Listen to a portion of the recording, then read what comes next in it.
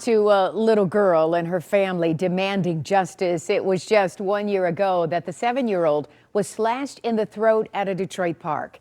7 News Detroit has obtained a copy of the $50 million lawsuit seeking damages for the trauma, physical injury, and the emotional harm.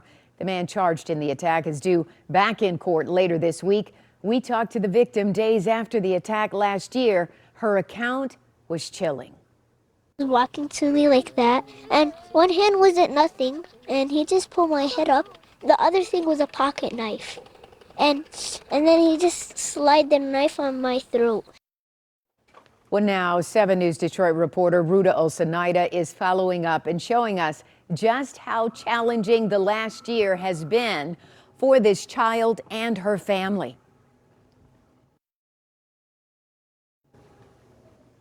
We spoke to now 8-year-old Saida Mashrah last year. She had bandages all over her neck from the attack. Today, while the physical injuries are much less visible, the emotional toll is very much still there.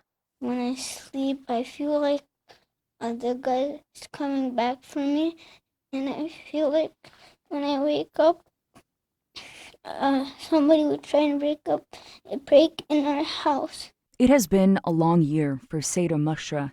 The events of what happened at Ryan Park in Detroit on October 8th of last year still haunts her and her entire family to this day. A monster by the name of Gary Lansky pulls over in his van, walks directly to this little girl, lifts her chin, and slices her throat.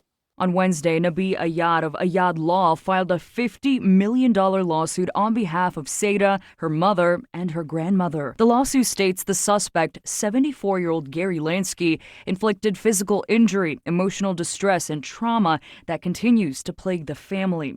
Attorneys say they had to wait for Lansky's competency hearing before they could move forward with a civil lawsuit. Lansky was found competent enough to stand trial. Since the attack, Saida has had to change schools because her old school was just too close to the park where the alleged attack occurred. We don't know what type of assets or what have you that this individual may have, but I can assure you for every dollar that he possibly has, we're going to make sure that we take that away from him. The lawsuit also states that on the day of the attack, Lansky attempted to stab the girl after the slashing and then tried to go after her grandmother, who was wearing a hijab. American Civil Rights League chairman Nasser Beydoun believes the little girl and her family were targeted because they are Muslim. As we've seen throughout the country, this type of behavior is on the rise. Saida's mom was present during Wednesday's press conference, but she was too traumatized to go on camera. Brave little Saida stood strong, reliving her trauma. To bring attention to the attack that left a cut so deep, she required 20 stitches, and according to her attorney, will require a lifetime of therapy. I feel scared when I see a van pass by our house. On the city's west side, I'm Ruta Olsanaida, 7 News Detroit. Thank you, Ruta.